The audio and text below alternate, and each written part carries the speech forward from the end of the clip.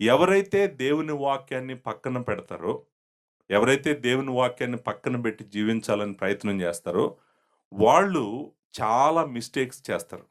వాళ్ళ మిస్టేక్స్ ఎంత దారుణంగా ఉంటాయంటే, ఆఖరికి వాళ్ళు దేవుని నుంచి దూరం గూడా అయిపోతారు. ఎటర్నల్ సెపరేషన్ అంటాం కదా!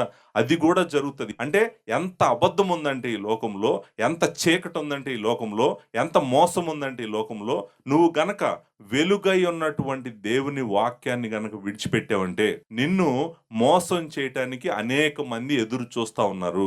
మొట్టమొదటి ఉన్నాడు వాడు మోసగాడు. వాడు నరహంతకుడు, మోసగాడని దేవుని వాక్యం సెలవిస్తుంది. సాతానుడే ఉన్నాడు. వాడే నిన్ను మోసం చేస్తాడు. అంతేకాదు వాడిని వెంబడించేటువంటి మనుషులు ఈ లోకంలో చాలామంది ఉన్నారు.